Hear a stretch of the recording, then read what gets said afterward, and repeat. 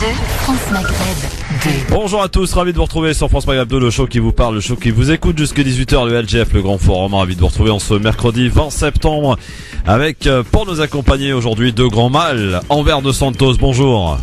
Bonjour, ça va Christophe? Et monsieur Jean-Marc Zébellus. Bonjour Christophe, bonjour Anvers, bonjour à tous les auditeurs et auditrices. Oh, t'as changé de couleur, t'es bien pâle mon cher Jean-Marc, qu'est-ce qui se passe? Ce sont tes lunettes à mon avis, qui sont pas nettoyées. Ouais. Il y a un coup de fatigue qui se profile à l'horizon, c'est l'arrivée de l'automne qui te fait ça? Non, mais je t'explique, c'est parce que tes lunettes, va falloir les nettoyer quoi. J'ai ce qu'il faut. Bon, tout va bien. Allez, jusque 18h avec au programme, mesdames, mesdemoiselles, messieurs, France Maghreb 2, au cœur des gros événements de la rentrée. Après Chérine, après Hakim, voici que France Maghreb 2 est partenaire de Rimka à l'Olympia. Et à ce titre, j'ai des invitations à vous offrir tout à l'heure dans le cadre du quiz du LGF. Rimka, le tonton du bled à l'Olympia. Donc ça sera le 6 octobre prochain. Belle salle en plus, mythique l'Olympia. Je sais qu'il y en a qui vont aller y faire un petit tour samedi du côté pour aller voir Hakim, bien sûr. Tout à fait. Quelques-uns. Il est bien placé. Et puis évidemment, dans cette émission, les avis tranchés de Jean-Marc Zébellus. On va parler de quoi avec toi? Des chefs d'État africains, je crois. Liste des 22 présidents africains assassinés par l'État criminel français depuis 1963. Ah, il y en a pas mal, hein. Ça va faire beaucoup. Et mon cher Robert, on va parler de quoi avec toi? Des monstres que nous créons dans notre société, les dirigeants que nous avons. Pas mal non plus, hein, dans ce cadre. Coup de cœur pour Jean-Marc Zébellus. Fatou Diom qui sort un discours sur l'Afrique, toujours dans le prolongement de mon avis tranché. Et puis avec toi, on va parler de la pièce qui cartonne. D'ailleurs, je crois qu'il a rejoint en ce moment même. Exactement, ça a été la reprise à vif avec Yannick Landrin et Kerry James. Et c'est un vrai bijou que je conseille à tout le monde. De quoi allons-nous parler aujourd'hui? Voici le sommaire. Le grand forum avec Christophe Roux sur France Maghreb 2. Au sommaire de ce LGF, Emmanuel Macron dénonce un nettoyage ethnique des Rohingyas en Birmanie. La voix de la France s'affirme devant l'ONU sur cette tragédie. Après la poignée de main entre El-Sisi et Netanyahou, voilà le roi du Bahreïn qui demande la fin du boycott d'Israël. Où est passée la fierté arabe? Et enfin, le danger des prédicateurs sur les chaînes de télé arabes en Égypte. Avoir des relations sexuelles avec sa femme décédée. Un prédicateur en parle, un avis qui en choque plus d'un. Nous ferons le point. LGF, le grand forum sur France Maghreb 2 jusque 18h. Soyez les bienvenus évidemment pour intervenir, vous le savez, à n'importe quel moment. 01 40 33 9000. N'hésitez pas à prendre la parole. C'est important de vous faire entendre parce que votre avis aussi nous intéresse sur les différents sujets que nous allons aborder. Et je dois dire qu'aujourd'hui, il y a pas mal de diversité quand même dans ces sujets. Entre Macron et les prédicateurs égyptiens en passant évidemment par oui, il y a de quoi en tout cas parler et échanger bien sûr sur tous ces sujets. Et le Bahreïn évidemment qui alors eux demandent carrément la fin du boycott d'Israël. Il l'a fait hier à l'ONU, enfin à New York. Il s'en passe des choses là-bas. Alors quand même on peut se poser quelques questions sur la sphère médiatique française parce qu'on n'est plus à une polémique presse. Est-ce que vous connaissez la dernière polémique concernant Jean-Luc Mélenchon? Dis-nous. Bah, il a été à la Réunion là, il y a pas longtemps là, ce week-end, hein. Exact. Voilà, et il aurait voyagé en classe business. Et alors là, c'est un tollé général. Jean-Luc Mélenchon qui voyage en classe business, c'est dramatique. Le drame, les articles, les condamnations. Mais où va-t-on dans ce pays, quoi? Je veux dire, il a le droit de voyager en classe business, non? Ça choque quelqu'un ici? Non. Moi, je trouve normal qu'il voyage dans la classe business. Il fait partie de la France d'en haut, donc c'est normal. Ça correspond à son statut. Je vois pas où est le problème. Voilà. Donc, mais là, parce que voilà, il représente le mouvement La France Insoumise et donc à ce titre, il ne pourrait pas. C'est un anti, donc c'est normal. Voilà, lui, il fait partie des leaders, des dirigeants. Après, voilà. Pose-toi la question de l'endroit où il vit exactement. Autre petite info également qui nous emmène à Marseille. On a appris la perquisition de Samia Ghali, la sénatrice Samia Ghali. Le domicile de Samia Ghali a été perquisitionné. Il lui est reproché apparemment détournement d'argent, donc ça sent pas très très bon pour Samia Ghali. Enquête qui va être menée peut-être et la justice sera faite et on en apprendra davantage. Et vous avez certainement aussi appris ce qui s'est passé du côté de Marseille dans les quartiers nord une nouvelle fois. C'est à proximité d'une école d'enfants, d'une classe de CM1 qui était en sport dehors, donc aux alentours de 16h30 hier, et une bagarre entre jeunes a éclaté, une forte bagarre avec un jeune qui s'est même réfugié à l'intérieur de l'établissement. Les enfants ont été évidemment choqués, une cellule de psychologie a été mise en place et on a essayé de sécuriser un maximum l'endroit, en l'occurrence l'établissement, l'école, dans les quartiers nord de Marseille, toujours une nouvelle fois. victime, j'allais dire, de ces trafiquants et de ce règlement de compte qui se multiplient. Je voulais rebondir sur la fameuse sénatrice, c'est ça, hein. Oui. Sénégalais. Le problème, c'est que, que justice soit faite, mais il n'y a pas qu'elle. Donc, faudrait que la justice ne soit pas aveugle. Et dans les environs, il n'y a pas qu'elle. Il y en a beaucoup aussi qui devraient être mises en cause. Donc, il y a 2 poids 2 mesures. Soit il y a justice pour tout le monde, ou soit il y a pas de justice du tout. Non, monsieur, là, si de toutefois elle est coupable d'avoir détourné de l'argent, elle paiera comme bien tout le sûr, monde, mais il n'y a pas qu'elle. C'est ça le problème. Il faudrait qu'il y ait une réelle justice qui soit rendue au peuple, aux citoyens, aux électeurs de la circonscription, par rapport à tous ceux qui apparemment qui mangent aussi dans la gamelle. Ah oui, et ils sont nombreux à manger dans la gamelle. Très nombreux. Elle est très appétissante, cette gamelle. Décidément. 01 40 33 9 000, vous qui êtes peut-être du côté de Marseille, vous pouvez nous appeler, bien sûr, pour donner votre sentiment sur cette femme que vous connaissez bien, à Marseille, qui est très active d'ailleurs sur le terrain depuis de nombreuses années, Samia Ghali, qui est maire sénatrice, donc, à Marseille. Vous nous appelez, bien sûr, pour nous donner votre avis au 01 40 33 9000. Mais, avant toute chose, on va parler du Bangladesh, puisque il demande à nouveau à la Birmanie de mettre en œuvre le retour des réfugiés Rohingyas. 420 000 musulmans ont fui depuis fin août les violences dans ce pays à majorité bouddhiste pour trouver abri au Bangladesh, donc voisin, pays parmi les plus pauvres de la planète. Nous avons dit à la Birmanie, ils sont vos citoyens, vous devez les reprendre, assurer leur sécurité, les abriter. Il ne devrait y avoir ni oppression ni torture, a déclaré la première ministre du Bangladesh, Sheikh Hasina, lors d'une rencontre hier soir à New York avec ses compatriotes en marge de l'Assemblée générale de l'ONU. Cet appel du Bangladesh, vous le voyez de quel œil envers la Birmanie, où effectivement ce Bangladesh, pays un des plus pauvres de la planète, doit accueillir ses plus de 400 000 réfugiés birmans. C'est presque une logique en fait.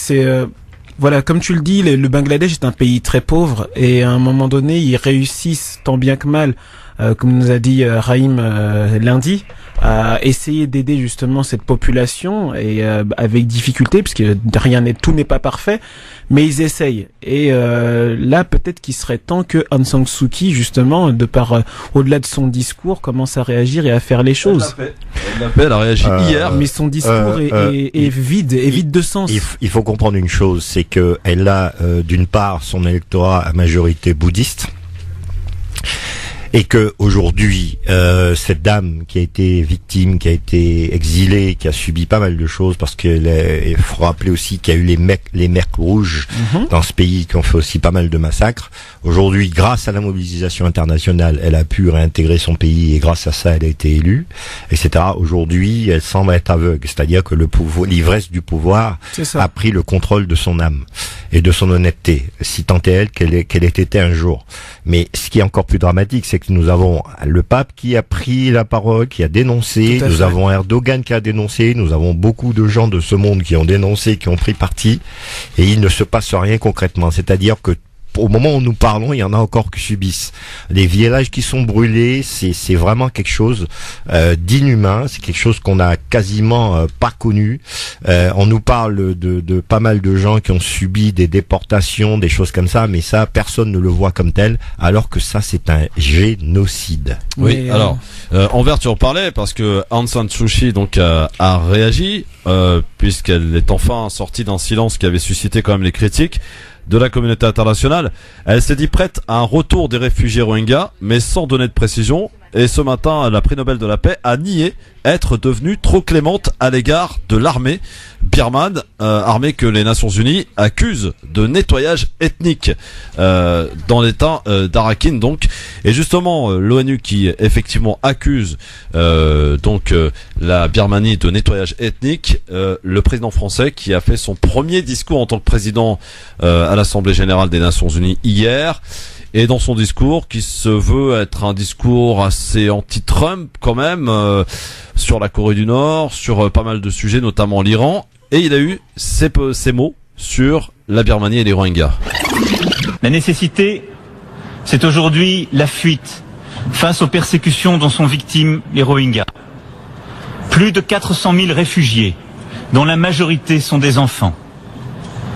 Les opérations militaires doivent cesser. L'accès humanitaire assuré et le droit rétabli face à ce qui est, nous le savons, un nettoyage ethnique. Le mot a été employé par Emmanuel Macron, le président français, un nettoyage ethnique. Est-ce que la voix de la France va finir par se faire entendre? Est-ce que la France peut encore a un poids quelconque dans l'échiquier mondial?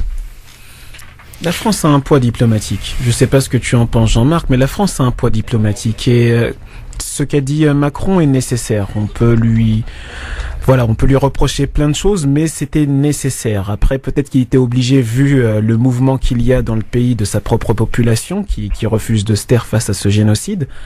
Mais à un moment donné, la France peut et doit faire quelque chose et doit faire au-delà de ce discours.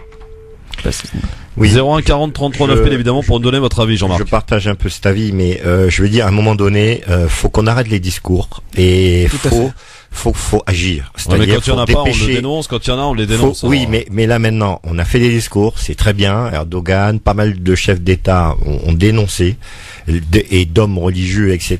Là maintenant, il faut passer à l'action, envoyer les ONU, faire quelque chose.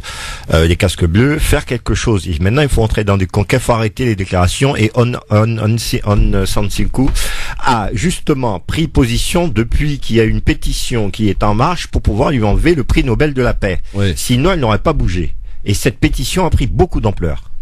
Tu crois que c'est à cause de la pétition ou ça a joué en tout cas. Ça a joué en tout cas. Bien sûr, évidemment. Tous les gens se sont mobilisés autour de ça. Ouais. Quoi qu'il en soit, donc Emmanuel Macron, effectivement, qui parle de nettoyage ethnique, c'est quand même bien vu là pour le coup, un bon clin d'œil. Mais c'est un bon clin d'œil, mais comme dit Jean-Marc, au-delà des mots, à un moment donné, je pense qu'il faut arrêter de se voiler la face. On parle dans ce pays qui est la France d'événements comme la Shoah, on parle de Srebrenica. C'est Rosh Hashanah d'ailleurs, une bonne fête à toute la communauté juive d'ailleurs. Exactement, bonne fête à la communauté juive. On parle de tous ces événements, que ce soit le Centrafrique, ce qui se passe en ce moment, ce qui s'est passé au Rwanda.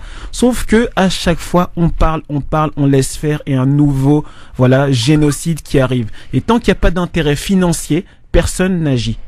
Personne n'agit et à un moment donné, faut arrêter les conneries. C'est bien de dire ouais, on va faire un mémoriel, etc. Tout ça, de faire des films en disant plus jamais ça, etc. Mais ce qui est arrivé pendant la Shoah est en train de se reproduire à différentes échelles, dans différents pays, et les dirigeants ne font rien pour arrêter ça. Ils ne font rien. Ouais, à part des discours. En tout cas, ce qui est clair, c'est que, une fois de plus, ce sont encore des musulmans qui subissent un nettoyage ethnique.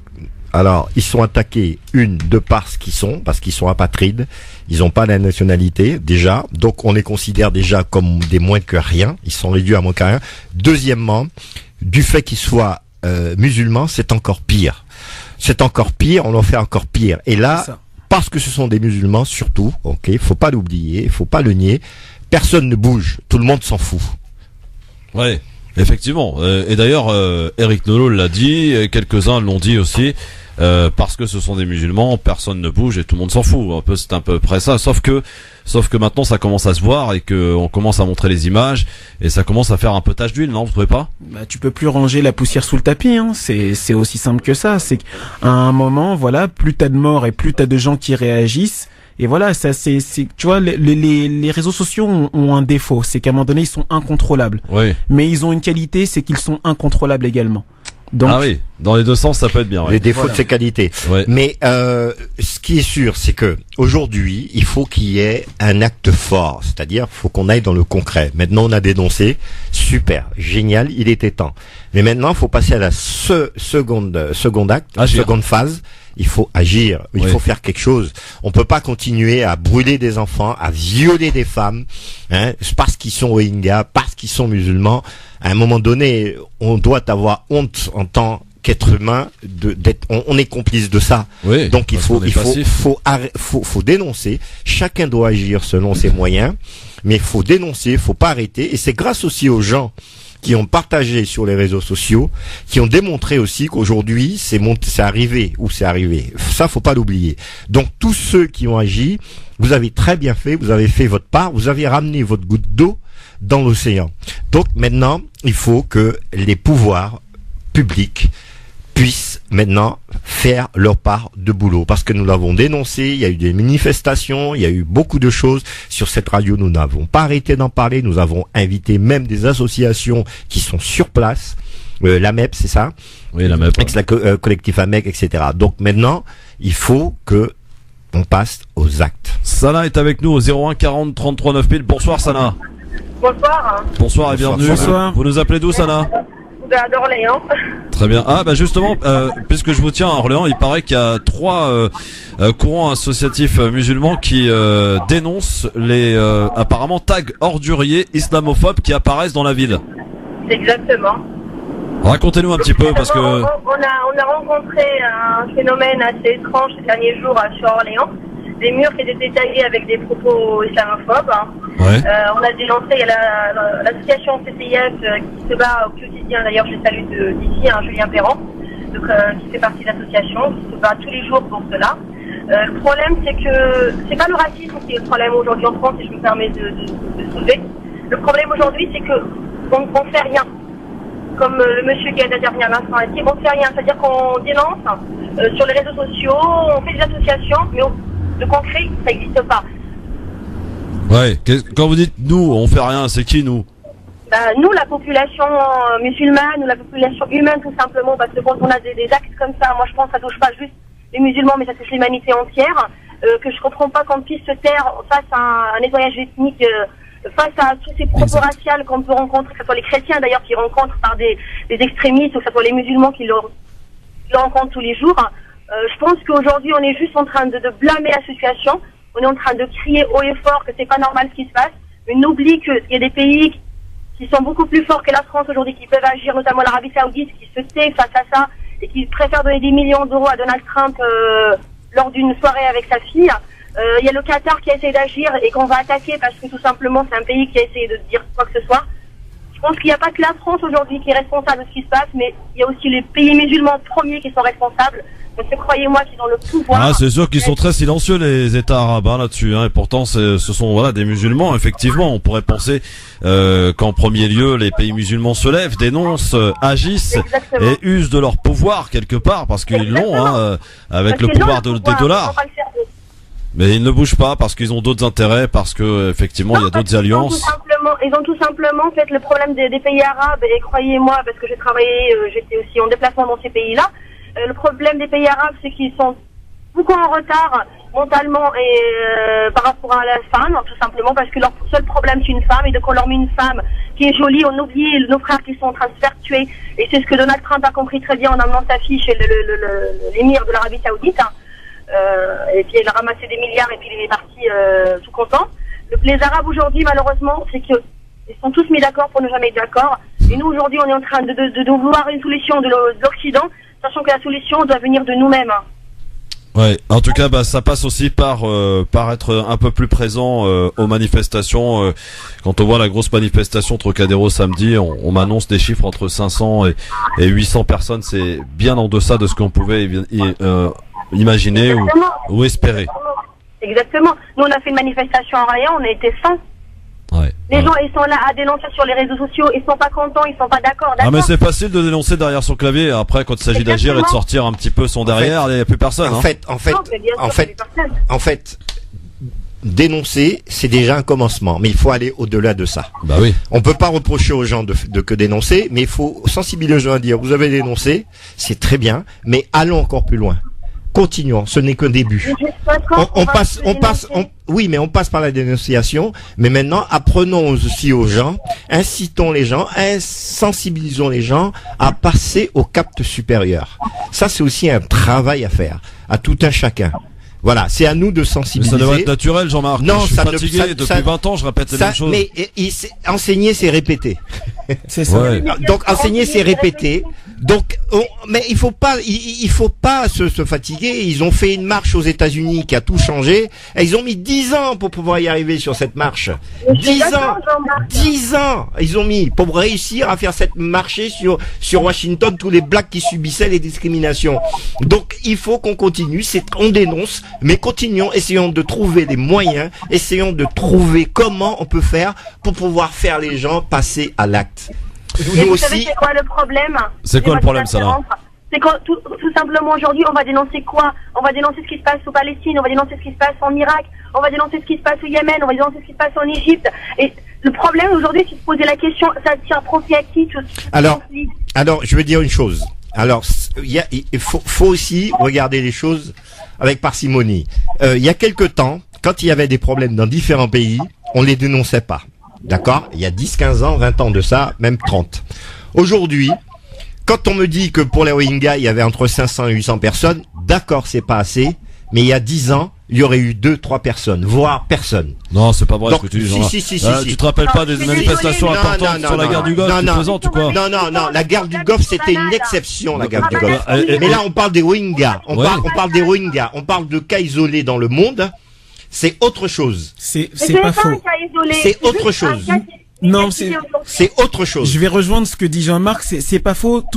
Pour moi, tout ça est un problème d'éducation, justement. Éducation à ne pas attribuer une nationalité à l'horreur. Si tu regardes bien, si tu permets de te tutoyer, Salah, justement, sûr, ce que dit justement Jean-Marc, le fait qu'il y a 10-15 ans, les Rohingyas, on n'en aurait pas parlé, effectivement, on n'en aurait pas parlé parce qu'il y a une population, les Ouïghours, justement, en Chine, qui est musulmane et qui était pas persécutée comme les Rohingyas, mais qu'on mettait sacrément à l'amende, il y a 10-15 ans, et malheureusement, on n'en parlait pas vraiment. On n'en parlait pas vraiment. Là, aujourd'hui, il n'y a plus rien contre cette population. En fait, qu'on n'en parlait pas vraiment, c'est qu'on n'avait pas les réseaux sociaux pour. C'est ça, voilà. Et donc l'information n'était pas relayée, Et donc, je pense qu'il faut éduquer les gens, justement, à ne pas mettre une nationalité dans l'horreur et justement agir pour. C'est l'humanité. Voilà, pour l'humanité et contre l'horreur. De faire les choses correctement. Parce qu'à un moment donné, effectivement, c'est gentil de dire, ouais, plus jamais ça, machin, je suis ça, je suis ci, je suis ça. Mais à force de dire je suis ci, on n'est plus personne et on n'est plus personne. On n'est plus rien. Merci Sana en tout cas pour ton appel. Merci Sana. À bientôt. Merci Sana. Bonne continuation Sana. À bientôt du côté d'Orléans et tenez-nous au courant sur la mobilisation sur Orléans sur les tags islamophobes. Je suis ça de très près, ça me tient beaucoup à cœur parce que je suis quelqu'un de très militante quand il s'agit de la cause humaine, peu importe la couleur ou la religion. Et je trouve que malheureusement le monde entier est rempli d'horreur. Merci Sana, à bientôt, bon courage. 01 40 33 9000, prenez la parole, on vous la donne mesdames, messieurs. Il y a aussi ce phénomène que vous avez peut-être pas évoqué, messieurs, qui est quand même important, c'est quand les grands médias se décident à parler d'un sujet, peut-être que la mobilisation se fait entendre. Est-ce qu'il faut attendre BFM TV, TF1 pour qu'on parle des Rohingyas, pour que les gens se mobilisent? Christophe, non, aujourd'hui, il y a les réseaux sociaux. J'ai un exemple concret à vous donner. Aujourd'hui, les réseaux sociaux sont plus puissants que BFM, concrètement. Tout à fait. Je te le dis, concrètement. Ah bon, alors, comment t'expliques qu'en 2014, pendant les bombardements massifs sur Gaza, il a fallu attendre que TF1 diffuse ces 4 gamins qui ont été tués sur la plage de Gaza pour qu'on ait des milliers de personnes dans les rues de Paris? Elle est simple la réponse. Parce qu'il y avait beaucoup de gens qui n'étaient pas au courant. Comment les gens étaient pas au courant? Il y a 10 ans, c'était pas facile d'avoir des informations. Non, c'est pas il y a 10 ans, c'était en 2014, il y a 3 ans. Il y a 3 ans. À partir du moment qu'il y a beaucoup de gens qui n'ont pas été sensibilisés, parce que là, il y a 3 ans, les réseaux sociaux n'avaient pas l'ampleur que ça aujourd'hui. Ça, je peux te le dire, je suis dessus depuis le début. Donc, aujourd'hui, il y a eu les jeunes qui prennent leurs responsabilités. On a beaucoup plus d'associations d'ici les 3 ans. Il y a beaucoup de gens qui ont pris fait et cause pour cela. Et aujourd'hui, il n'y a plus besoin de TF1 pour pouvoir faire une manifestation. Moi, j'ai un avis légèrement différent parce qu'effectivement, je suis. Tu peux. Mais voilà. Ça rejoint un tout petit peu. C'est que voilà, pour moi, ce qui s'est passé en 2014 et pourquoi justement, il n'y a pas eu autant d'impact des réseaux sociaux. C'est pas tant qu'il n'y a pas eu d'impact des réseaux sociaux. C'est que moi, ma vision à moi en tant que communicant, elle est très simple. C'est que les gens sont des suiveurs. Voilà. Les gens sont des suiveurs. Et le truc, c'est ce qui s'est modifié aujourd'hui. Voilà. Les réseaux sociaux aujourd'hui arrivent à avoir un impact équivalent à BFM TV, à CNews, etc. Et l'impact que les réseaux sociaux avaient est le même, c'est-à-dire en termes de fréquentation était le même à l'époque en 2014. Mais les gens préféraient suivre un BFM, etc. Parce que c'est la mode, etc. Parce que les gens malheureusement, quand je dis les gens, c'est pas tout le monde, mais en majorité, les gens sont des moutons. Comme je dis souvent, l'élection présidentielle française, par exemple, elle joue avec le Parisien. C'est la même chose pour les manifestations. Je sais pas si tu as remarqué, il y a 3 ans, sur les réseaux sociaux, les gens racontaient plus leur vie. Aujourd'hui, les gens racontent moins leur vie et partagent plus d'informations. C'est justement, t'as changé le profil de tes amis, c'est les deux justement, c'est que les gens racontaient leur vie, mais n'étaient pas mis en avant tous les militants, etc., qui bougeaient, etc. Moi, je travaillais avec des blogueurs au Mexique et des blogueurs justement en Asie qui me racontaient des choses sordides et des choses formidables qui arrivaient à travers le monde. Je voulais même créer mon propre média, mais la réalité, c'est que c'était pas mis en avant parce que justement, les gens préféraient suivre d'autres trucs de racontage de vie, etc. Mais parce que justement, là, c'est là où joue le rôle que BFM TV et tout ça joue un rôle, c'est que c'est très facile à un moment donné de te détourner. Bien sûr. Voilà. La désinformation. Voilà, la désinformation. Et quand à un moment donné tu as réussi parler de la désinformation dans le zapping avec un coup de gueule de Christine Kelly, la journaliste ex-membre du CSA qui lance d'ailleurs un appel du CSA, on l'écoutera tout à l'heure. Je voulais vous parler quand même de l'Assemblée Générale des Nations Unies. Suite, on entend aujourd'hui donc les discours du chef de l'État iranien Hassan Rouhani, du président de l'autorité palestinienne Mahmoud Abbas, légitime toujours, la première ministre britannique Theresa May et du vice-président birman Henri Valcho, voilà, si je prononce bien. Alors, en tout cas, voilà pour ces interventions donc à l'ONU. On en reparle évidemment avec vous au 01 40 33 9000. Dans un instant, on va parler de la liste apparemment assez longue des chefs d'État qui ont été supprimés par la France. C'est ça, Jean-Marc ? Oui. Bon, et bien dans la vie tranchée de Jean-Marc Zébélus à suivre, le zapping bien sûr à suivre, et on va parler aussi avec Enver Dos Santos de ces monstres qui sont aussi pas mal aussi que l'on fabrique, que la société crée. Et on va parler aussi avec vous mesdames messieurs, avec vos réactions toujours et encore au 01 40 33 9002. Eh bien le Bahreïn qui appelle aujourd'hui à stopper le boycott et invite d'ailleurs les États arabes à stopper le boycott contre Israël. Bon, où est passée la fierté arabe? C'est la question que je vous pose moi. 01 40 33 9000, on y revient dans un instant. Sans oublier tout à l'heure dans le quiz du LGF, des places, les premières places à vous offrir puisque nous sommes partenaires de ce grand événement, un grand concert qui se déroulera le 6 octobre prochain à l'Olympia de Monsieur Rimka, tonton du bled, pour une soirée de ouf avec Rimka à l'Olympia. C'est à gagner à partir d'aujourd'hui. La première place, elle sera peut-être pour vous si vous gagnez le quiz du LGF tout à l'heure. LGF, le grand forum, merci d'être avec nous en direct sur France Maghreb 2 avec Enver Dos Santos qui est bien là à sa place, lui, au moins. Je suis là. Alors que Monsieur Zébélus fait du business, comme d'habitude, voilà. Il arrive, bien sûr, il s'installe sur France Maghreb 2 dans le LGF. Qu'est-ce que tu trafiques encore, Zébélus, hein? Voilà. J'aime bien dénoncer. Tu es un délateur. Ouais. Et ça me fait penser à des heures sombres. Je me dois de l'être pour mes auditeurs. Je leur dois la vérité. Je leur dois la vérité. Voilà. Ta vérité, pas la vérité. Non, ta vérité. Les caméras peuvent témoigner. Elle est subjective, ta vérité. Oui. Envers peut témoigner. Tu viens de t'installer sur le siège. Voilà. Bon. Ceci étant, tiens, puisque t'es là, Zébélus, tu vas être mis à contribution parce que tu vas nous donner ton avis tranché que nous a préparé, qui j'espère sera pas trop long, sinon tu vas passer à l'amende. C'est parti pour l'avis tranché de Jean-Marc Zébélus. 5, 4,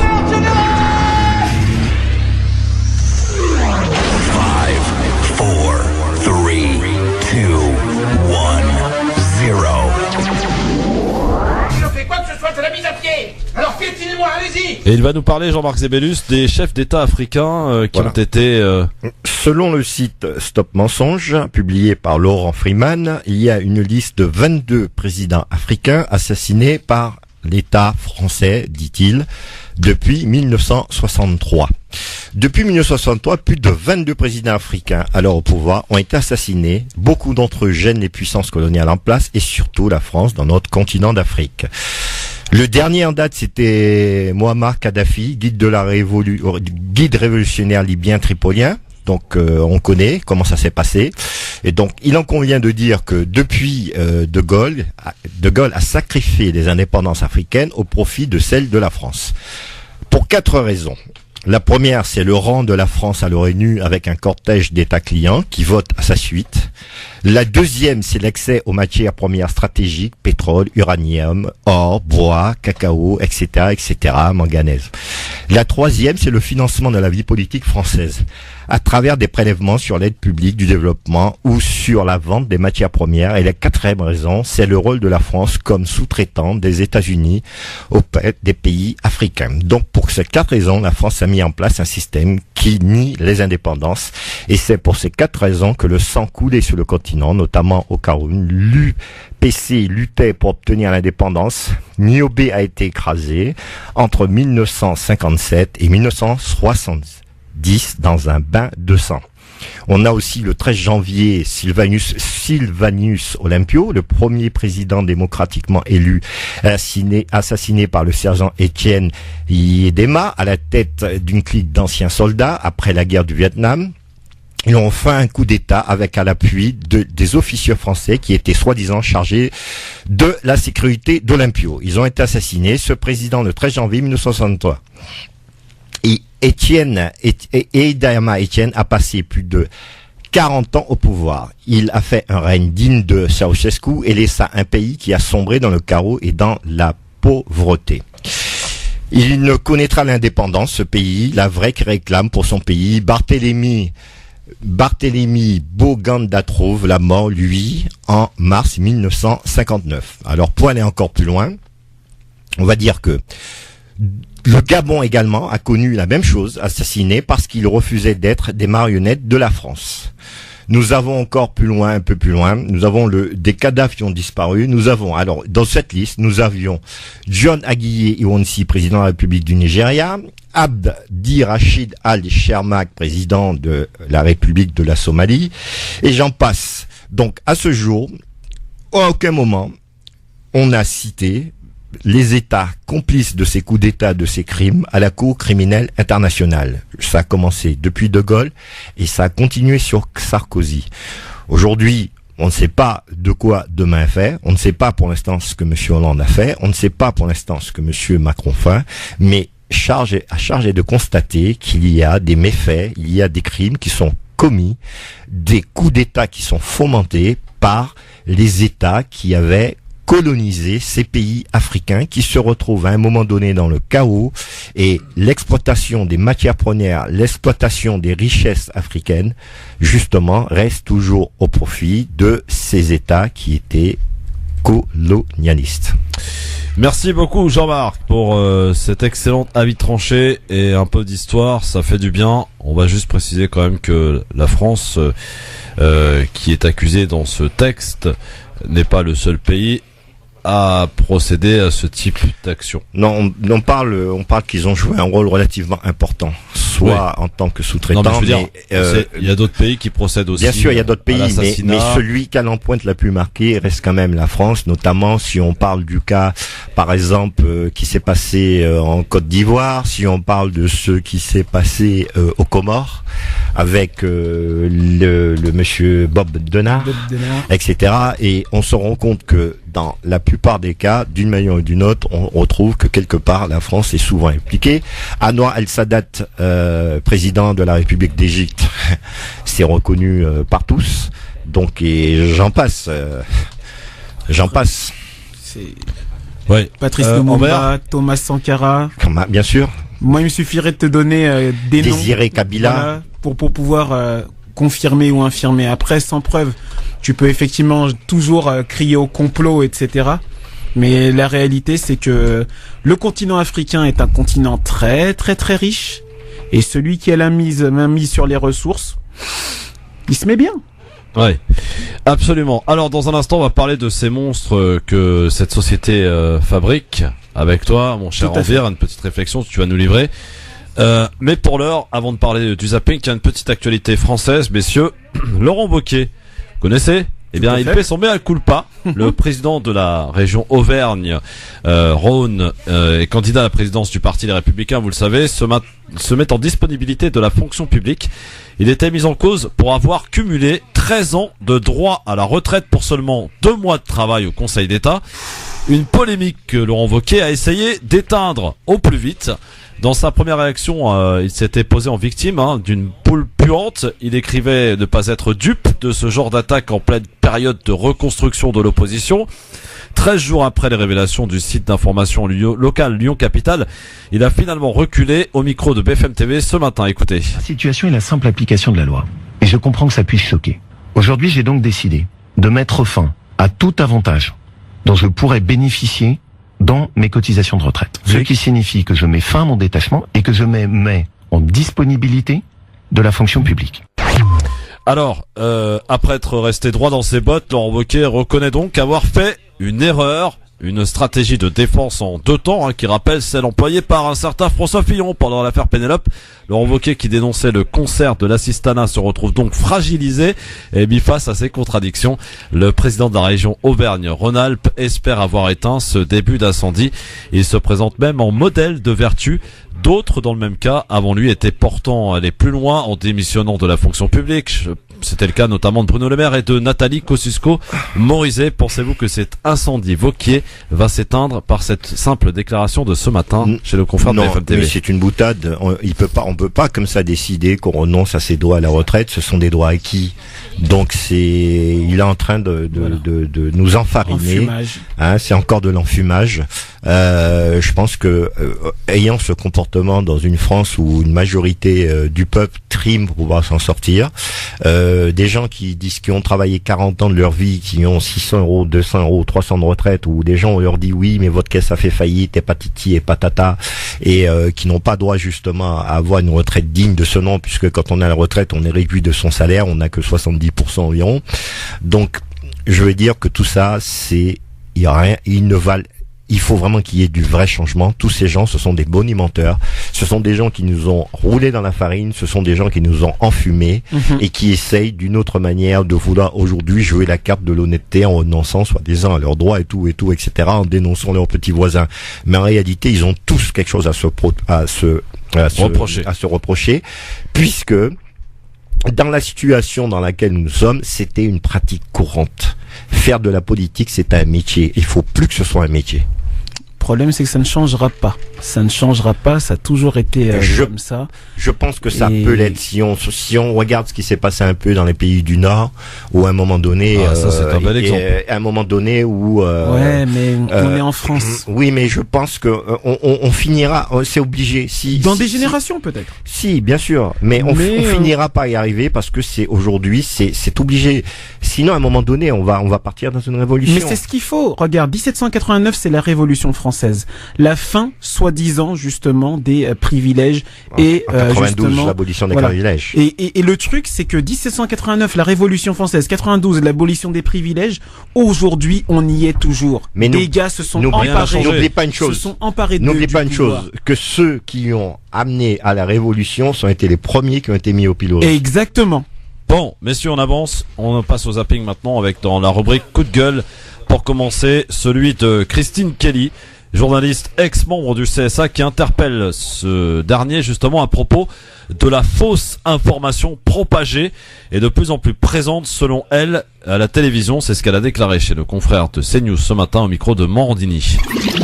Alors c'est vrai que là je répondais à quelqu'un sur Twitter parce que je trouve que ce n'est pas tout à fait normal de regarder hier des informations fausses sur le cyclone en disant que c'est du jamais vu alors que on a déjà vu des cyclones plus forts que Maria. Ce matin j'ai vu encore Fort-de-France qui est cité en Guadeloupe, c'était sur une autre chaîne. La semaine dernière c'était comment dirais-je, l'annonce par exemple du cyclone Irma avant même tous les dégâts était annoncée à l'antenne avec des sourires des présentateurs météo. On se passait des messages, on m'appelait de partout des métropolitains qui vivent aux Antilles ou bien des Antillais en me disant mais comment on peut annoncer un cyclone Irma en souriant sur une chaîne d'infos. Donc il y a beaucoup de points, de choses à mettre au point et effectivement comme vous le disiez le CSA son rôle est de veiller à la désinformation. L'erreur est humaine, je veux bien le croire, mais la désinformation tue. À l'heure aujourd'hui, on est en plein fake news. À l'heure aujourd'hui, où justement on fait plein d'articles sur les rumeurs à Saint-Martin, les rumeurs partout qui prennent de l'ampleur, c'est une chance inouïe pour les médias traditionnels d'être stricts sur l'information, de ne pas donner n'importe quelle information. La loi de 86 dit sur la déontologie du CSA qu'il faut absolument respecter l'honnêteté de l'information, respect de la vie humaine, etc., respect de la vie privée, mais honnêteté et indépendance de l'information. Voilà le coup de gueule de Christine Kelly ce matin chez le confrère de CNews. Qu'en pensez-vous? Est-ce qu'il est légitime ce coup de gueule? Totalement, mais malheureusement, on vit dans un monde où le média et l'information sont devenus du business. Je sais pas si tu te souviens du film Tueur né d'Oliver Stone. Ouais. Bah voilà, on est en plein dedans. L'info, c'est du business. On vend de l'info, on vend du mensonge pour pouvoir gagner de la thune sur des posts pubs. Les gars le font avec le sourire parce qu'ils savent que c'est du business. Et personne ne dit rien. C'était aux États-Unis depuis un moment. Là, c'est arrivé en France avec un grand sourire, avec justement le média en continu 24h24 et c'est plus bankable, etc. Donc ce que Christine Kelly dit est triste, mais malheureusement c'est la réalité. Peut-être que des cours de géographie pour certains journalistes feraient pas de mal, Jean-Marc. Pointe-à-Pitre en Martinique ou au Fort-de-France en Guadeloupe, c'est quand même pas la même chose, non? Oh non, c'est deux îles qui sont voisines de 50 km/h, c'est deux îles sœurs, certes, mais qui ont toutes les deux, ce sont des collectivités territoriales, et puis ont toutes les deux leurs deux capitales tout à fait différentes. Mais en fait, là, on parle que quelqu'un s'est trompé sur le nom du capital et autres, mais c'est pas ça le pire. Le pire, regardons par exemple ce qui se passe en Palestine quand on nous décrit les mosquées sacrées et tout, etc. On nous montre un dôme et on nous dit que c'est ça la mosquée sacrée, alors que ce n'est pas que ça la mosquée d'Al-Aqsa, il y en a plusieurs et tout, etc. Donc c'est des petites causes, mais qui peuvent avoir des grosses conséquences. Parce que les gens, quand ils écoutent les informations, sont convaincus d'une vérité. C'est ça. Pour eux, c'est la vérité. C'est en train de changer. Vous savez que parmi les chiffres, il y a eu des sondages de fait. Les gens font de plus en plus confiance à la radio à 51%, 41% seulement pour la télé et 25% pour la presse écrite. Donc voilà, il y a encore du boulot à faire quand même pour la télé. Faire de l'audience aussi, c'est la désinformation fait partie de l'audience d'aujourd'hui. Alors, dans le zapping aussi, envers Jean-Marc, la course contre la montre au Mexique, les sauveteurs qui tentent de retrouver des survivants après le séisme qui a frappé, vous le savez, hier le centre du pays et la capitale, Mexico. Pour le moment, on dénombre 217 morts. Suprême ironie, les autorités avaient organisé le matin même un exercice de simulation. La capitale Mexico, donc particulièrement touchée, elle se trouvait à une centaine de kilomètres de l'épicentre de ce tremblement de terre, de magnitude 7,1 sur l'échelle de Richter. Pour Samuel Auclair, sismologue au bureau des recherches géologiques et minières de Paris, la violence du phénomène et son impact sur la ville ne sont pas une surprise. C'est une région qui est très sismique. Il y a une plaque tectonique qui plonge sous le Mexique. En plongeant, elle se casse. Et du coup, ça génère ces gros séismes. Au-delà de la magnitude du séisme, il y a vraiment le fait que les ondes peuvent être très fortes, et notamment sur la ville de Mexico, qui a été construite en fait sur un ancien bassin sédimentaire, un ancien lac asséché, qui augmente l'amplitude des ondes, qui l'amplifie. C'est une vraie caisse de résonance.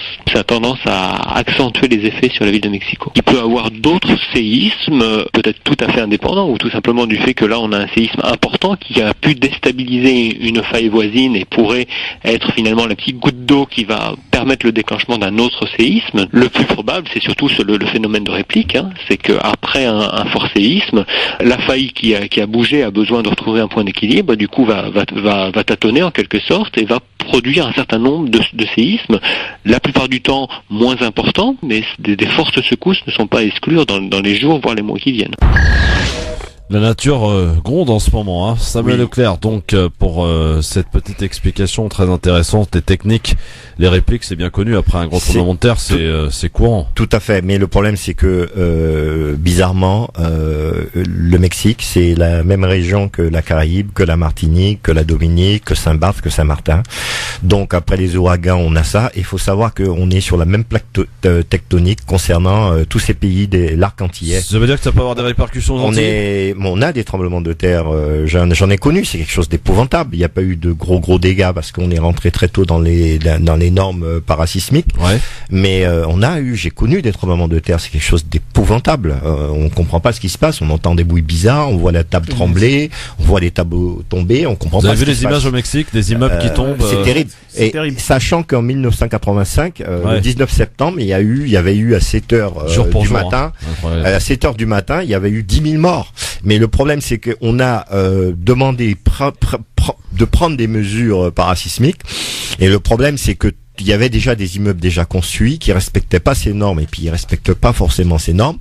Et le problème aussi des répliques, c'est que tout ce qui est fragilisé justement, avec les répliques, faudra pas grand chose pour les faire tomber, les immeubles et tout, etc.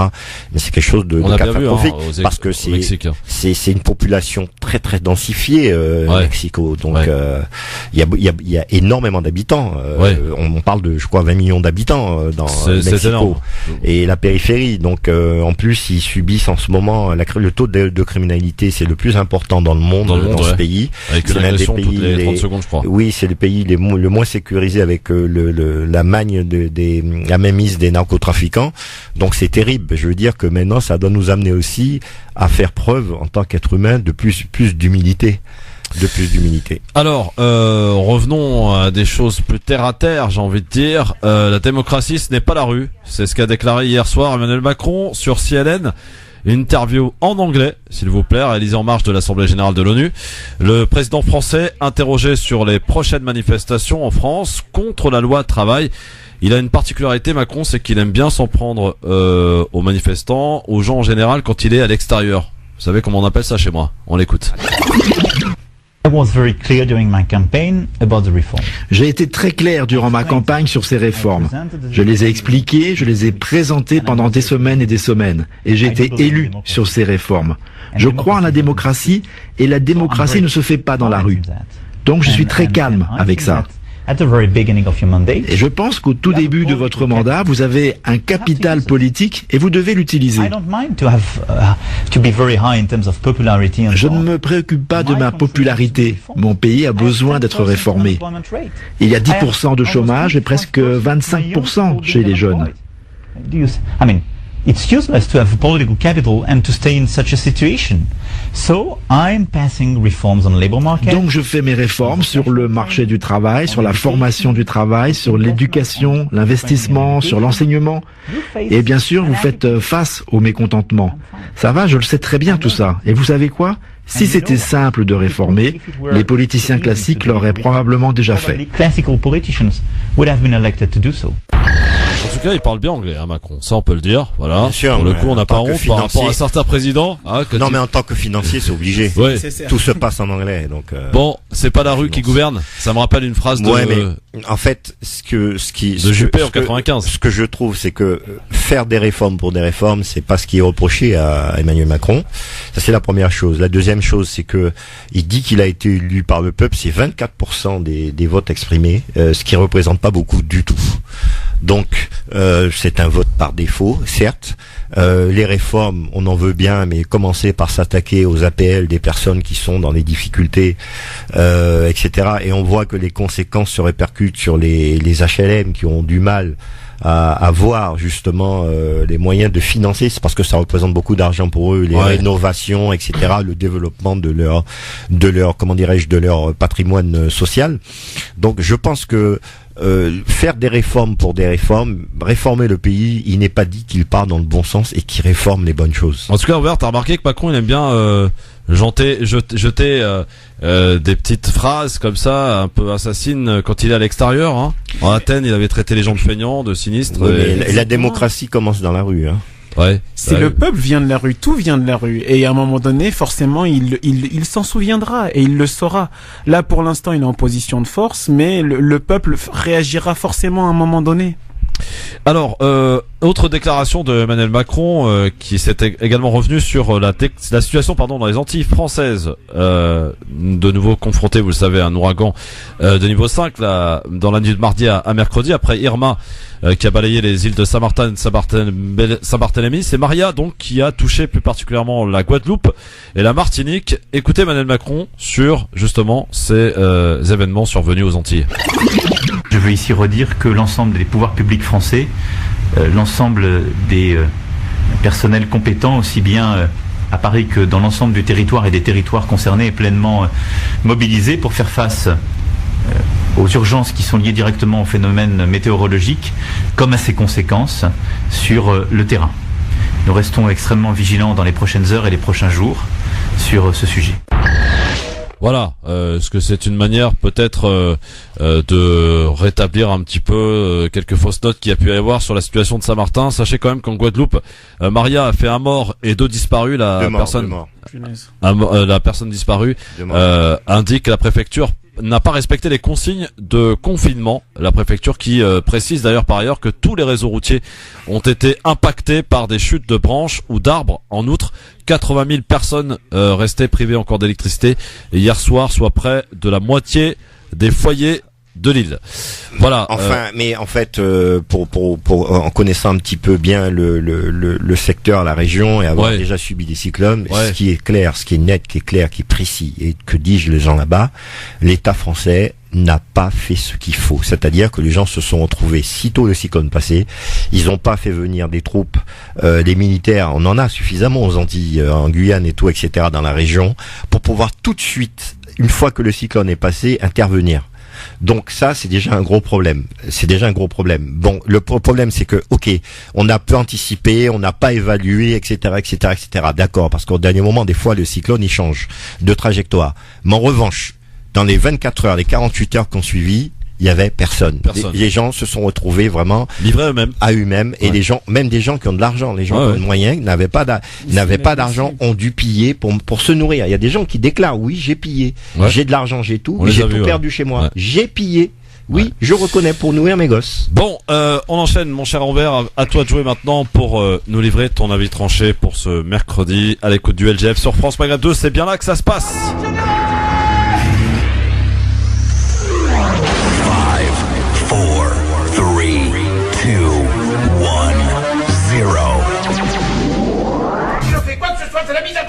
Alors piétinez-moi, allez-y. Et tu vas nous parler de ces monstres que cette société s'est quelque part bien fabriquée.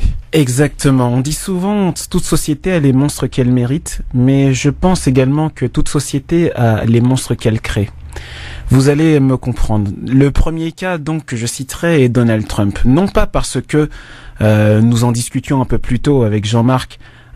Nous l'avons élu en tant que peuple. Quand je dis nous, c'est le peuple en général, les États-Unis en l'occurrence pour ce côté-là, mais parce que à force de s'appauvrir intellectuellement, à force de ne pas réagir quand il le faut, de ne pas dire non justement au moment où c'est nécessaire, ce genre d'individus arrive au pouvoir. Parce que ce genre de personnes deviennent la norme, et pas simplement aux États-Unis.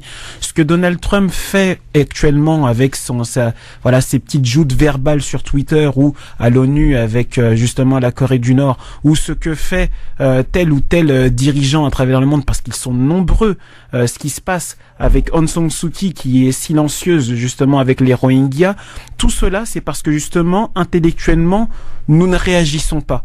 Nous ne réagissons pas et nous laissons faire des BHL et autres pseudo-intellectuels qui, eux, justement, vont donner le là.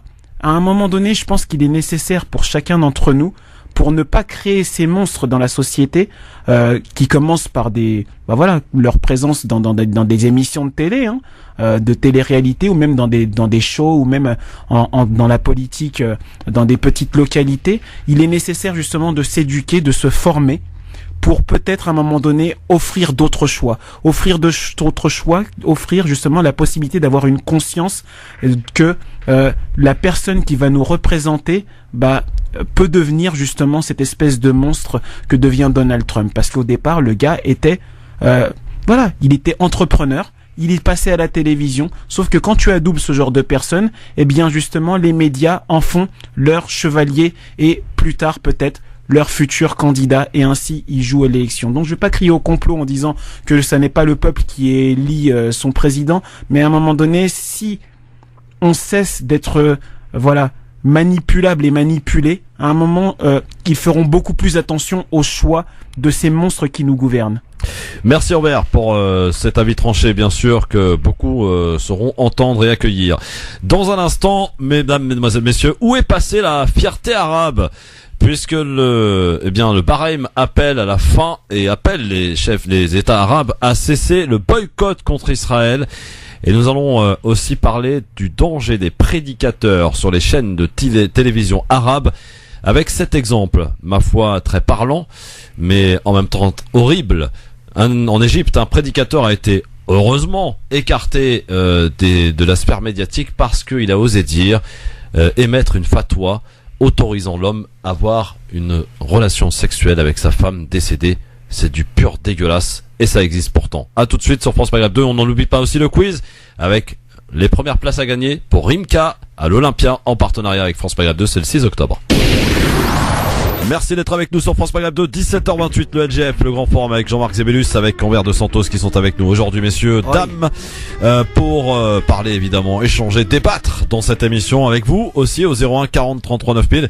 Et puis vous allez pouvoir nous appeler donc dans quelques minutes pour jouer et gagner, je l'espère pour vous, bien la première place pour Rimka à l'Olympia, puisque France Maghreb 2 est partenaire de cet événement, grand concert de Rimka à l'Olympia. J'ai aussi des places, il m'en reste pour Marseille, pour Hakim qui se produira Hakim, donc le roi du chablis égyptien qui se produira le 29 septembre au Moulin la semaine prochaine donc. Et puis j'y rajoute aussi une place pour le deuxième colloque des intellectuels musulmans donc qui se déroulera samedi 23 septembre. Il m'en reste 2 places, voilà, une aujourd'hui, une demain, pour aller participer toute la journée à des nombreuses conférences, des tables rondes, une prix d'entrée de 35 €, prix d'entrée limité évidemment. On a des places pour vous, chers amis auditeurs, c'est de 8h30 à 18h samedi 23 septembre. Ça va beaucoup réfléchir avec beaucoup d'imminentes personnalités, donc des intellectuels musulmans, parce qu'il y en a. Donc samedi 23 septembre. Pour l'heure, une petite info en bref avant de parler du Bahreïn, puisqu'en Syrie, l'alliance arabo-kurde soutenue par les États-Unis annonce avoir pris 80% de la ville de Raqqa au groupe Daesh. La bataille est entrée dans sa phase ultime, affirment les forces démocratiques syriennes. Voilà pour ce qui est donc à retenir dans une petite info zappée au passage. Alors maintenant, je souhaiterais que l'on aborde un sujet avec vous, messieurs dames, alors que des rumeurs d'une rencontre entre le prince saoudien et Benjamin Netanyahou continuent d'alimenter les médias israéliens. Les alliés d'Arabie Saoudite justement et des Émirats Arabes Unis ne se cachent plus après la poignée de main entre El-Sisi et Netanyahou à New York. La poignée de main, donc cette poignée de main légendaire maintenant. Voilà que le roi du Bahreïn a appelé à la fin du boycott arabe envers Israël depuis Los Angeles. C'est une information qui a été publiée directement par un conseiller spécial du rabbin de France, vice-président, s'il vous plaît. Donc vice-président donc de la conférence des rabbins européens. Alors, moi j'ai une question simple à vous poser. Où est passée la fierté arabe? Là où il y a des intérêts économiques, il n'y a pas de moralisation. Donc, on parle de gros intérêts. Il n'y a plus de morale. Ce qui prime avant tout, c'est l'argent, c'est le pouvoir. La géopolitique et géométrie variable. Et voilà, exactement. Donc, quand on voit ces intérêts, on oublie l'intérêt du peuple. Oui, alors c'est vrai qu'on le dénonce ici assez régulièrement. On est au fait maintenant d'une rencontre qui était pour l'instant officieuse, mais d'un rapprochement très officiel qui est en train de s'opérer entre l'Arabie Saoudite et Israël. Même les alliés donc des Saoudiens maintenant s'y mettent. Le roi du Bahreïn donc qui appelle ouvertement à la fin du boycott d'Israël aujourd'hui. Mais l'avenir des Palestiniens est un avenir très sombre si même les pays frères, soi-disant en tout cas, eh bien maintenant vont de l'autre côté du camp ennemi, parce que ça en est un. Eh bien, je pense que les Palestiniens quand même n'ont vraiment un destin très compliqué. Envers. Très compliqué, mais je pense que tout ça, ce sont des intérêts qui vont au-delà même de la conscience humaine. Je sais pas ce que t'en penses, mais plus on avance dans le temps et plus voilà, ce degré d'humanité qui restait disparaît tout simplement. Ouais, Jean-Marc, la fierté, il y en a plus, hein, c'est fini. C'est au profit des dollars, de l'argent. Est-ce qu'il y en a eu à un moment donné? Il y a quand même quelques pays. Moi, je pense par exemple à l'Algérie. Non, mais l'Algérie est à part. Mais est-ce que comment ça est à part? Elle est à part par rapport à toute cette situation. Elle n'a jamais voulu marcher comme les autres. Elle a sa propre démarche, sa propre idéologie. Mais dans ces pays, à quel moment où il y a eu une fierté? Vous avez une base militaire israélienne en Arabie Saoudite. Ouais. Donc, quand on sait que par exemple la sécurité du Hajj c'est les Israéliens, qu'est-ce que moi je pense qu'il y avait une fierté. On est dans la continuité. On est dans la continuité. On est dans la continuité. Simplement, c'est qu'aujourd'hui, ça sort au grand jour. Aujourd'hui, tout se sait. Le monde, on est dans une globalisation numérique, donc tout se sait à l'instant T. Mais ça a toujours été. C'est pas d'aujourd'hui. C'est une confirmation de ce qu'on supposait, de ce qu'on pensait. Tout simplement, ça va concrétiser, ça va conforter les gens déjà dans leurs convictions, dans ce qu'ils savaient déjà, tout simplement. Je pense qu'à un moment donné, leur conscience humaine, normalement, à une époque, les aurait rattrapés. Mais aujourd'hui, il n'y a plus cette conscience humaine. Mais comment ces gens ont obtenu le pouvoir dans ce pays? Comment ces gens sont à la tête du pays? Ils l'ont pris. Alors, elle est où la conscience? Elle commencerait déjà par là. Mais t'as toujours cette espèce cette espèce de petite flamme d'espoir qui dit, le gars, il va peut-être se dire, voilà, ma fierté, faut que j'y réagisse pour mon peuple. On est dans une oligarchie, on n'est pas dans le cadre d'une pensée d'une personne. Donc, dans une oligarchie, c'est très difficile. Si on a une personne qui pense comme ça, de toute façon, elle sera tout de suite mise de côté. Ça s'est déjà passé. Exact. Donc, il faut cette pensée, il faut cette ligne directrice, cette pensée unique, et point barre. Et rien à foutre du peuple, rien à faire des autres, rien à faire de la religion, rien à faire de l'humanité, juste leur intérêt à eux, parce que ces gens, de toute façon, ils pensent qu'ils sont éternels. Bah, tu sais, c'est un peu le culte de l'argent roi, mais je pense que tout ça, ça rejoint un peu, voilà, cette espèce de situation en Algérie où ils commencent à dire que, bah voilà, le président Bouteflika, n'est peut-être plus en mesure de diriger le pays. C'est, voilà, encore une question d'intérêt. Ils réagissent par intérêt. Et là, c'était de l'intérêt, et c'est, voilà, la géopolitique, c'est de l'intérêt. Financier, c'est de l'intérêt.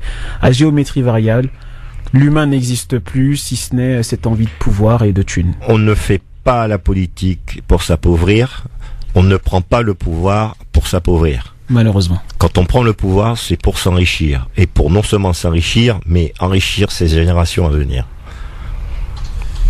Bon, alors où est passée l'affaire Tarab? On a bien compris, messieurs, où elle était passée. Le problème, c'est qu'il n'y en a jamais eu. C'est peut-être là le problème. 01 40 33 9 si vous souhaitez également prendre la parole, vous êtes les bienvenus pour ce faire. Un autre sujet qui est d'autant plus inquiétant, et c'est en forme d'alerte qu'on peut éventuellement lancer ici.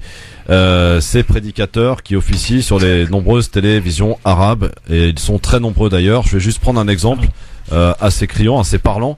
En Égypte, le Conseil suprême pour l'administration des médias vient de rendre une décision interdisant un prédicateur, écoutez bien, de toute intervention sur les chaînes privées comme publiques, ainsi que sur les radios d'ailleurs, après avoir émis un avis juridique, une fatwa, écoutez bien, autorisant les hommes à avoir une relation intime avec leurs femmes décédées. C'est très pur, hein, je vous l'accorde. Bon, il se trouve que là, ça a pas mal réagi quand même, et que c'est un vent de vendetta, donc c'est lancé contre ce prédicateur qui a donc immédiatement été stoppé, arrêté.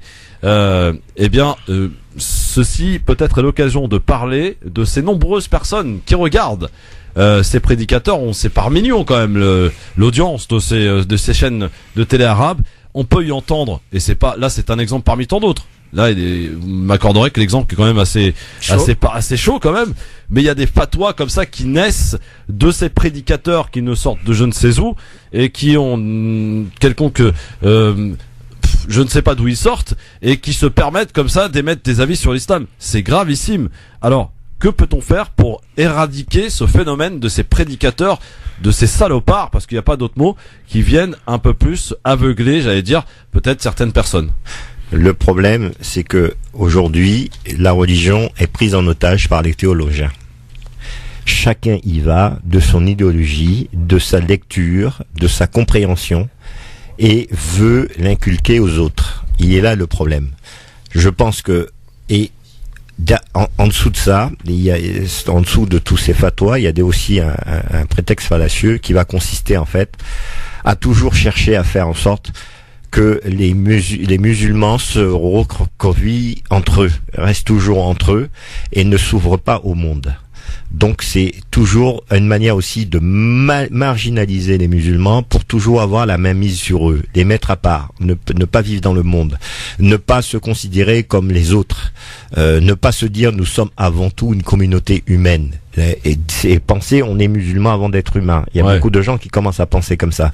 Ce qui est un peu plus dommage, nous sommes tous frères en humanité, et que la religion concerne ce qui est privé, ça relève de la sphère privée, et tout un chacun en son âme et conscience devoir rendre justice à son rendre des comptes à son créateur, aussi tenté au jugement dernier et pas avant. Donc tout cela consiste à créer de la confusion, comment dirais-je, à rabaisser, à réduire encore les musulmans et à trouver des justifications à les discriminations qu'ils subissent.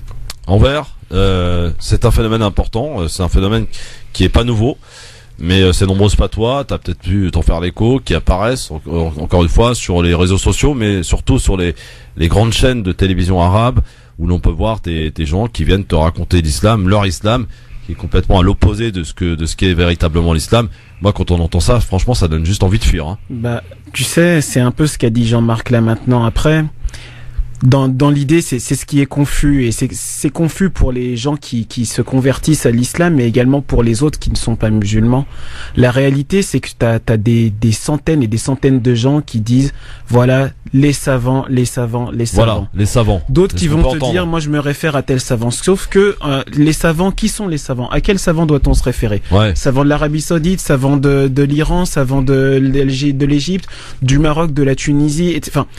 Moi, personnellement, je n'ai pas assez de science en islam pour te dire qui suivent. En revanche, ce que je sais, c'est qu'effectivement, c'est que t'as plein de gens qui parlent, des gens qui n'ont aucune science, des gens qui vont, sous des prétextes, monnayables ou autres, sexuels et autres, vont se faire passer pour, ils prennent la religion en otage. Voilà, ils prennent la religion en otage. Moi, personnellement, je suis croyant. Et tout ce que je peux dire à cela, c'est que tout se paiera en temps voulu. Et en fait, c'est à géométrie variable, les discours. C'est-à-dire c'est à géométrie variable. C'est un jour on entend un truc, on se dit ah c'est bien, ah mashallah c'est génial. Et en suivant cette personne, on découvre qu'il y a des choses bizarres. Bah, tu sais, c'est des fatwas minutes, hein. Voilà. Donc, comment peut-on faire pour éteindre ces fatwas, 2.0. L'islam 2.0, absolument, qui apparaît et donc qui nous vient notamment toujours des mêmes pays, hein, pour ne pas les citer. Quoi qu'il en soit, voilà, on a atteint, je crois, le summum de la bêtise humaine de ce que l'on a pu entendre. Après, on en a quand même entendu pas mal, mais là quand même d'entendre ce genre de choses, juste même pas le répéter brièvement, rapidement, tu vois, à la limite, moi ce que je dirais, c'est pour pouvoir se préserver de ça, il faut lire. Il faut lire et Iqra. Voilà, exactement. Il faut lire. Bien, c'est sur cette belle parole qu'on va refermer. Mais attention, il faut lire, mais qui lire? Lis le Coran, la Sunna. Voilà, c'est très simple à comprendre. Voilà, pas simple à comprendre, mais en tout cas tu dis. Voilà. Non, j'ai rectifié, c'est pas simple à comprendre, mais au moins lis-le et essaye de comprendre. En fait, moi je dis, la religion est une chose, mais nous avons aussi notre conscience pour nous-mêmes. C'est-à-dire, même si on n'est pas religieux, même si on n'a rien à voir, on n'est pas croyant, c'est quand même aberrant de dire à quelqu'un, de coucher avec quelqu'un qui est mort, est normal. Ouais. Voilà. Il n'y a pas besoin d'être religieux pour se dire que ça c'est pas possible. C'est juste pas possible. En tant qu'être humain, pour certains, voilà, la nécrophilie, voilà. Et puis bientôt on va aller à la zérophilie, donc voilà. Oui, allons-y. Hein. On y est déjà. Hein. On en a déjà parlé, bien sûr, sur le Maroc avec des pratiques. Oui, c'est courant. Faut pas citer des. Allez, dans un. Si, pourquoi? On n'a pas de langue de bois ici, on est marié avec personne. Pour moi, je suis marié avec aucun pays. Ça fait un écho, hein. Voilà. Anvers, Jean-Marc, maintenant c'est l'heure de jouer avec à gagner, messieurs, dames, ceci. Retrouvez Rimka en concert le 6 octobre à l'Olympia de Paris. Rimka, le tonton du bled en concert exclusif à l'Olympia. Réservez vite vos places sur www.digitic.com.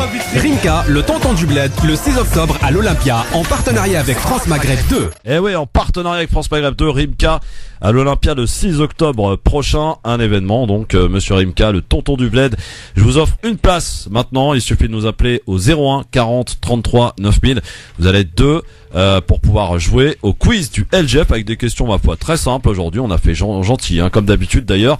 01 40 33 9000 pour vous offrir donc une place pour Rimka le 6 octobre à l'Olympia.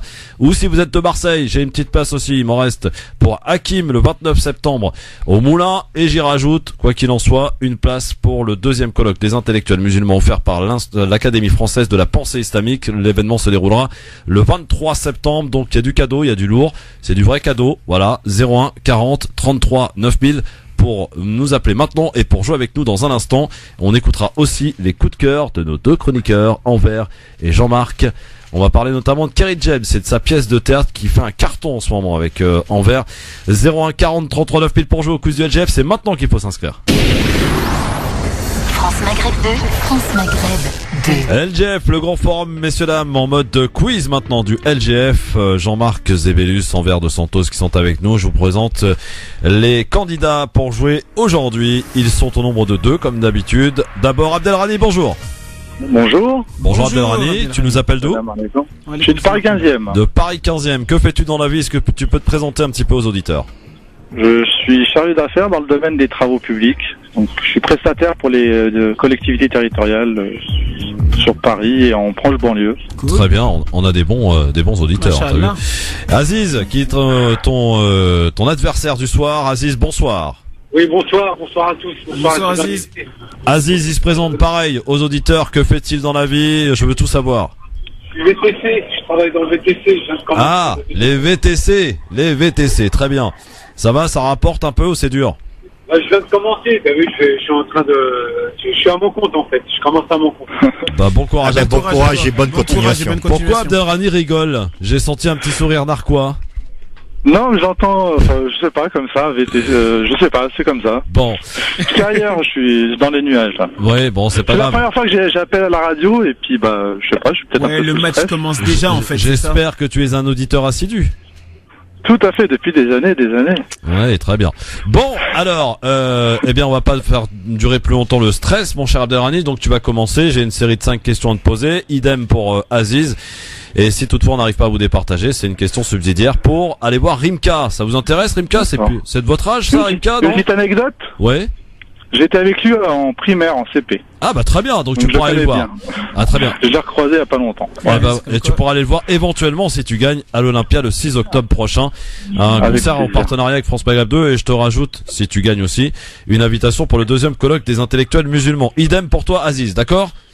Bon, Abdelrani, est-ce qu'on est prêt? Oui. Allez, c'est parti, je déclenche le chrono. Première question. En terminale, quelle est la première matière qui ouvre les épreuves du bac, l'histoire ou la philo? La philo. De quelle couleur est le carnet qui parle lorsqu'on parle des naissances, pardon, rose ou blanc? Carnet rose, carnet blanc? Carnet rose. Quel est le premier avion commercial supersonique? Est-ce le Concorde ou le Boeing? Le Concorde. Que désigne à la fois un nid d'un aigle et également un espace de repos sur une autoroute? Est-ce une aire ou un péage? Une aire. Et enfin, quelle plante fait pleurer lorsqu'on l'épluche? L'oignon ou l'ail? L'oignon. Bon bah dites donc, je crois que le niveau il est là, hein. 5 sur 5, Aziz, t'as la pression mon pote. Ouais, moi aussi j'étais sous pression. Hein. Ça va, les questions sont sympas, non? Bon, Aziz. Oui. On est prêt? On est prêt. C'est parti. Le score à battre, 5, évidemment, pour faire pareil que notre ami Abdelrani. Attention, première question, Aziz.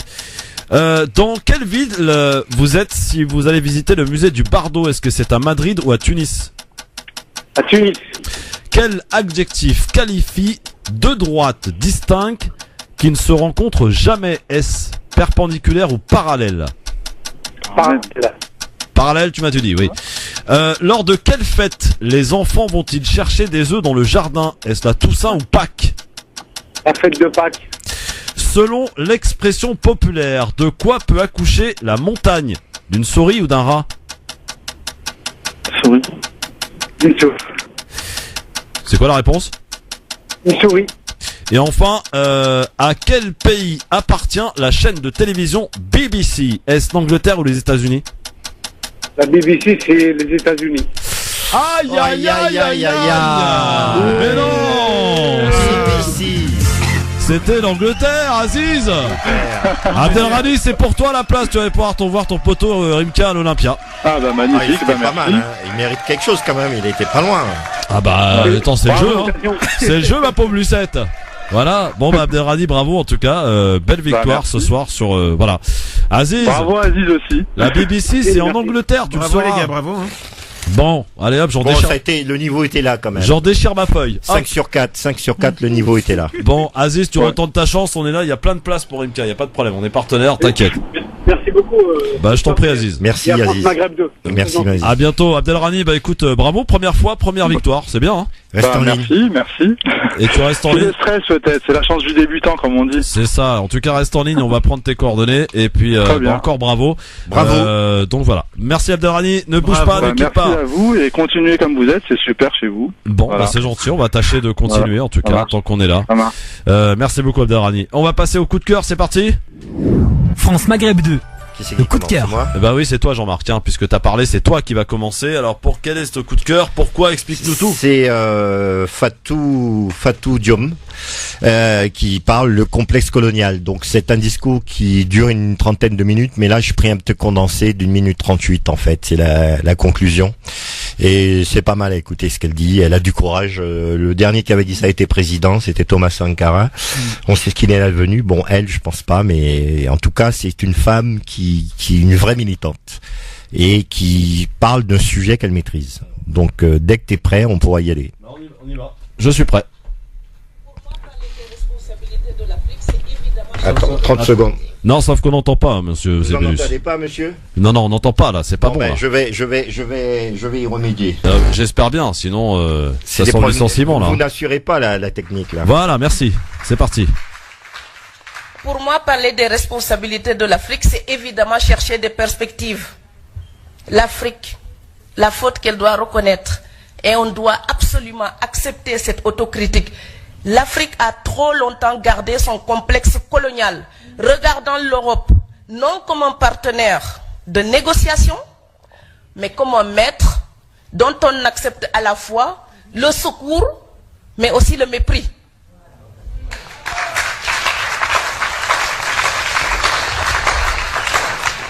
La terminologie utilisée quand on parle des relations entre les deux continents est édifiante. On parle toujours d'aide logistique, d'aide humanitaire, d'assistance technique, de subvention, etc. Il est donc toujours question de ce que l'Europe apporte à l'Afrique. Pourtant, si l'Europe a si jalousement gardé sa relation avec l'Afrique depuis si longtemps, c'est bien parce qu'elle en tire quelque chose. Alors quand les Européens viennent investir chez nous, ils font de l'aide au développement. Mais leurs comptes bancaires sont en Europe. Et une entreprise qui fait des pertes ne reste pas longtemps en Afrique, hein. Elle ferme. Donc quand ils viennent faire des affaires, ils viennent nous aider. Quand nous, on vient faire des affaires, on est immigrés économiques. Donc à un moment donné, il faut parler bêtement du marché capitaliste à la régulière. Et donc utiliser les mêmes arguments. C'est pas mal, hein. C'est pas mal, Jean-Marc. Pour le coup de cœur. Je confirme. C'est très parlant. C'est perspicace, c'est vraiment c'est des arguments massus. Donc voilà. Bon, c'est un extrait hein, du. Elle s'appelle comment cette charmante dame? Fatou Diomé. Fatou Diomé, mais je l'ai déjà passé. Hein. C'est elle qui était passée avec Mohamed sur Canal, le Grand Journal face à Marine Le Pen, qui dit que c'est elle qui a peur de moi parce que j'ai que de l'amour. Ah oui, d'accord. Voilà. Et avec toi, Envers, on va parler d'une pièce de théâtre qui bien rencontre un grand succès puisque c'est Kerry James qui s'est lancé sur les planches. Exactement, c'est la pièce de théâtre écrite par Kerry James qui s'appelle Avif, mise en scène par Jean-Pierre Barrault avec Yannick Landrin et Kerry James, qui en fait met en scène la joute verbale de deux étudiants en droit qui souhaitent devenir avocats, et c'est la mise en perspective en fait tout simplement de l'analyse de la société. Et franchement, sans raconter le contenu, moi je le conseille à tous les amoureux des beaux textes, mais également aux gens qui veulent trouver une motivation supplémentaire pour changer les choses. C'est vraiment un très très beau spectacle à vif de Kerry James. Il y a eu la reprise donc là depuis le 12 septembre jusqu'au 1er octobre au Théâtre du Rond-Point, mais ils vont faire une tournée en France dans différentes salles, donc franchement faut pas hésiter à y aller. Il y a des réductions également, je pense, pour les chômeurs et les étudiants, etc. Et enfin, allez-y, je vous le conseille. Extrait de cette pièce de théâtre donc de Kerry James. Émancipation. Mon discours sera celui de l'émancipation et de la responsabilisation. L'État est-il seul responsable de la situation actuelle des banlieues en France? Mesdames et messieurs les jurés, Il me semble que la question qui nous est posée en implique deux autres, plus larges, plus universelles. La première, est-ce que le fait d'être gouverné exempte impérativement les citoyens de toute responsabilité? Demba, mon frère, faut que tu parles au petit. Dis-lui d'arrêter de se battre à l'école, qu'il prenne les études au sérieux. Il est en train de gâcher sa vie. Il faut que tu parles au petit, Demba, mon frère. Je sais, plein de gens ont fait fortune sans faire d'études. Je sais que leur système respecte l'argent avant tout. Je sais qu'à l'école, c'est leur vision du monde. C'est leur vision du monde qu'ils nous enseignent. Et moi aussi, je voudrais renverser le système. Je me suis retrouvé avec ce type et quelques-uns de nos camarades. C'était la première fois que je me retrouvais à table avec lui. Et vous savez ce que ce grand défenseur des banlieues m'a demandé? Dis-moi, tu pourrais nous trouver un truc pour ce soir? C'est-à-dire? Eh ben, tu pourrais nous trouver un truc. Je comprends pas. Un truc, quoi. Tu vois ce que je veux dire? Pour le mal de ventre, t'as Spasfon, et pour la diarrhée, t'as Smecta. Excellent, excellent. Voilà, extrait de Avif de Kerry James. Vraiment, allez voir le spectacle parce que d'abord, faut encourager et parce que en plus, il s'est bien révélé en tant qu'un bon comédien pour le coup. Tout à fait. Allez voir donc le spectacle à vif de Kerry James. Ma foi, le programme a été fort sympathique. Je rappelle aux auditeurs auditrices que demain nous serons de retour et demain je serai seul puisque aucun des chroniqueurs n'a daigné venir demain et je serai même d'ailleurs ravi de vous accompagner demain et ça va faire du bien d'ailleurs d'être entre vous et moi de temps en temps. Il va falloir aussi qu'on se refasse un petit peu à la bonne époque, vous savez, quand il y avait que moi et vous et qu'on échangeait, qu'on parlait, qu'on parfois on s'emportait. Et c'est ce qui fait un peu le charme de cette émission. Voilà. Et vendredi, Tarek Mami et Morad Goual qui seront de la partie. Voilà pour le programme des 2 jours qu'il nous reste pour cette semaine. Merci beaucoup Robert. Merci à toi Christophe, merci à toi Jean-Marc. Et une petite pensée pour les habitants de la Dominique, qui est un pays magnifique, qui a été ravagé par le cyclone. Et c'est des gens vraiment pire que Saint-Martin, mais c'est des gens, franchement, dans la Caraïbe, ils sont uniques. Ils sont d'un accueil, ils sont d'une gentillesse par rapport à toutes les îles. Et c'est vraiment dramatique ce qu'ils ont vécu. Exact. Donc, grosse pensée à eux, grosse pensée aux Mexicains.